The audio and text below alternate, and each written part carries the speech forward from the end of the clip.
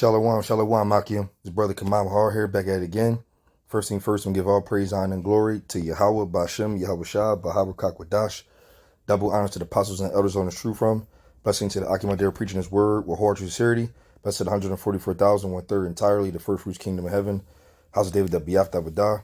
And shalom, brothers out there speaking different tongues and looking at different nations. Shalom to you, brothers. So today, brothers, man, I wanted to, I was thinking about this video today, and it was on my spirit to actually go forth with it. I've been watching a lot of debate videos with other camps. That's pretty much my lot. How I pretty much learned a lot of scriptures, especially from the apostles and elders as well. But I like the debate ones because it gives a perspective on how to teach different topics. One of the topics that I like to get into today is the kingdom of heaven, but like who's it for, right? And I'm going to say it belongs to the so-called Negroes, Latinos, and Native Seminole Indians, which are the Israelites of the Bible, the brothers and sisters that was delivered out of Egypt through Moses from Yahweh Bashem Yahushua. And what you will notice is what I find very interesting is for real, when it comes to like Christianity or different religions, they don't really speak of the kingdom of heaven as much at all. But whenever the kingdom of heaven is spoken of, it's also attached to it's for everybody type of scenario, which that's not true at all. But when you think about it, most people are living for a heaven hell perspective. Like they're like saying, oh, when you die, you're gonna go to hell, or if you die, you did right, you're going to heaven. Well, there is no hell, but all spirits does go to the Father, pursuing Ecclesiastes 12 and 7. Matter of fact, I'll just get that out for a second. Let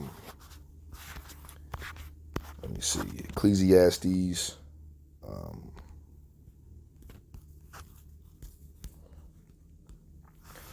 Ecclesiastes 12 and 7. It says, then shall the dust return to the earth as it was, as once you die, and the spirit shall return unto Yahweh who gave it. So boom, there is no hell. No matter what you did on this earth, good or bad, all spirits return to the Father and gotta be judged from the throne of the Heavenly Father, Yahweh Bashem Yahushua. But when it comes to that, that's the philosophy that people are thinking of. But what they fail to understand is that the kingdom of heaven is actually going to come down on earth at a certain point in time after what you would call World War III and salvation of the Israelites and the destruction of Esau's kingdom. I'm not sure what's going on with this. We still live. It's going to be destruction of after Esau's kingdom, and then that's why it says in 2nd Esdras 6 and 9, it says that 2nd Esdras 6 and 9, it says that for Esau is the end of the world, and Jacob is the beginning of it that followeth. And what's after Esau's reign? The kingdom of heaven, right? But what's going on is the kingdom of heaven is going to be established for the Israelites. And let's just put this into some type of thought process. Why would it necessarily be designated to the Israelites? Well, you look at it like this. We already know the story of Moses, and they deliver out of Egypt from slavery. So they would deliver out of there and was supposed to go to the kingdom, but they end up disobeying the Lord, and then they end up wandering the wilderness for 40 years, and the offspring of that particular generation is end up getting the promised land, or that top time frame of kingdom. Let's put it like that.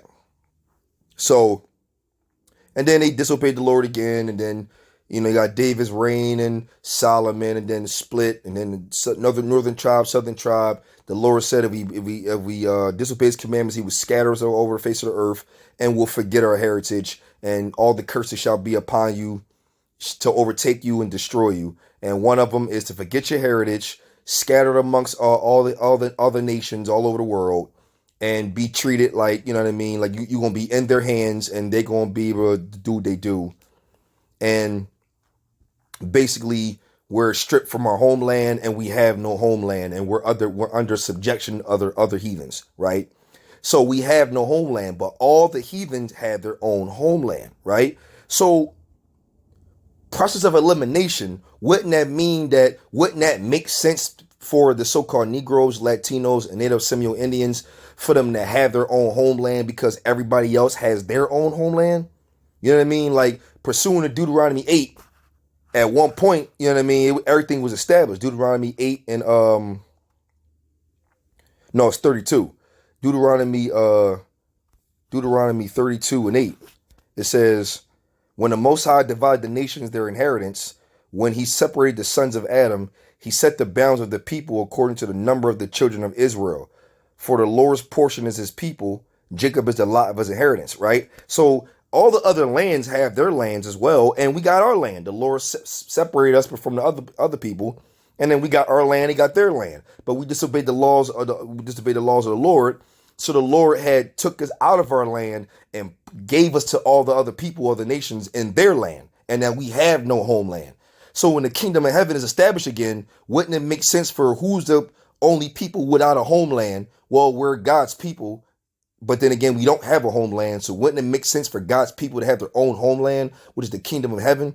Because without the kingdom of heaven, everybody has their own homeland, and we don't. But when the kingdom of heaven comes, then we'll have our own homeland, and they will still have their own homeland. So how are they welcome into our homeland having their own homeland? You see how that doesn't make any sense, right? Doesn't make any sense. And like when you go to the book of Acts, right?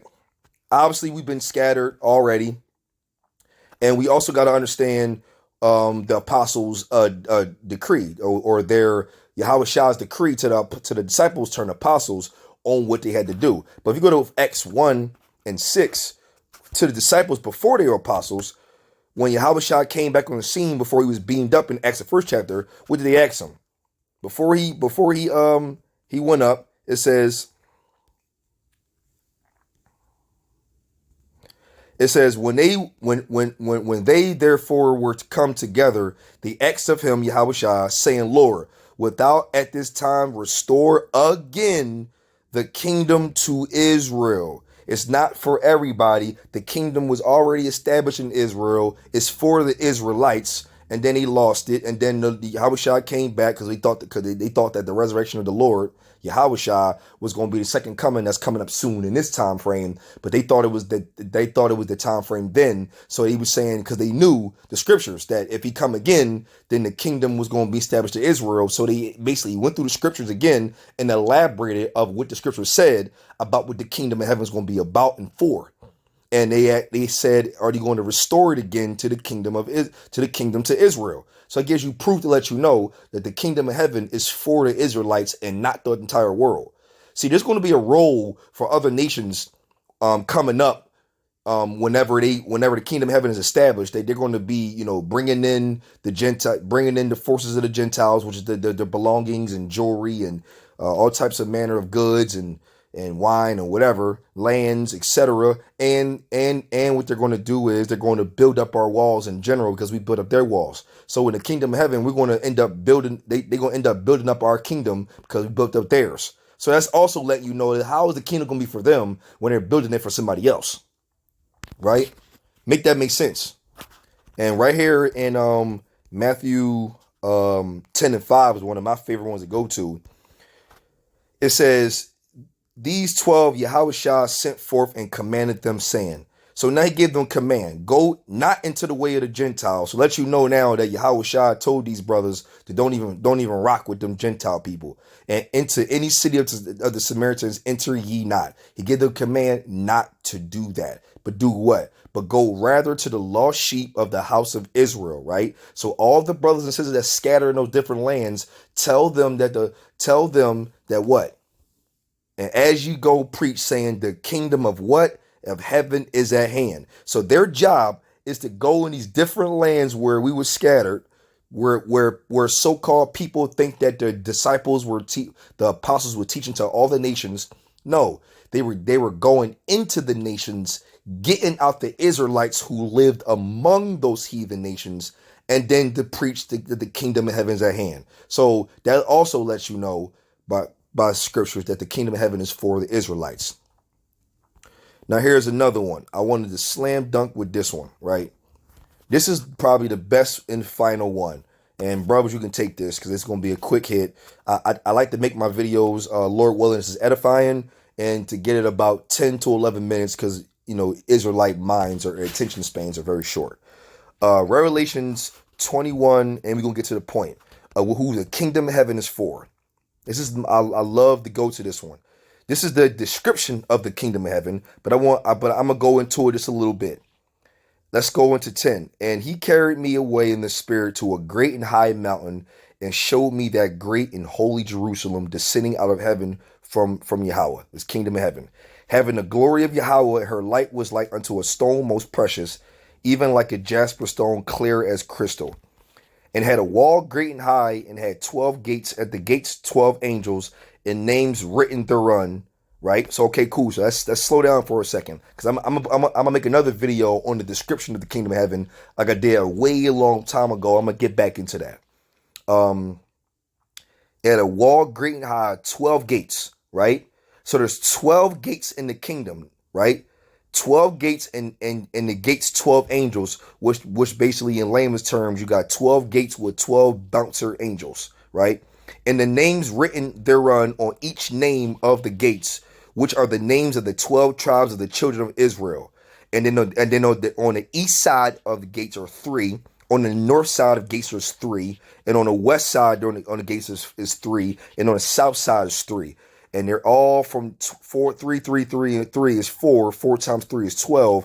Where are the other gates of the Philistines, the Moabites, the Ammonites, the Canaanites? Like, where are the other gates for the other people? If the kingdom of heaven is for everybody, or salvation is for everybody, where are they at? Right? And then it even says in 14 that the wall of the city had 12 foundations, and in them are the names of the 12 apostles of Yahushua. But think about it like this though. Now that makes sense too, because now you got the 12 tribes of Israel on the foundations of the 12 apostles. But what was the command of Yahushua to the apostles to do? To go into the lost sheep of the house of Israel and preach them that the kingdom of heaven is at hand. Well, that just makes sense. That just makes sense. So if he told them to go to the lost sheep house of Israel, and they are the 12 apostles, and then the kingdom of heaven comes, and there's only 12 gates in general for the 12 tribes of Israel, and on the foundations are the 12 apostles. Well, then if the 12 apostles had preached to the other nations, then there should be other gates according to that particular logic. But there's not. Make that shit make sense. Don't worry, I'll wait. Interesting. I brought this out as edifying to you, brothers. Lord willing. I'm going to give all praise, honor, and glory to Yahweh, Ba'ashem, Yahweh Shah, Bahaber Kakwadash. Double honors to the apostles and elders, Lord, his true fund. Blessing to the Akimadir preaching his word with wholehearted sincerity. Blessed 144,000, 1/3 entirely. The first fruits, kingdom of heaven, house of David, that beyond that would die. And shalom to you two brothers out there speaking different tongues and living in different nations. Shalom, brothers.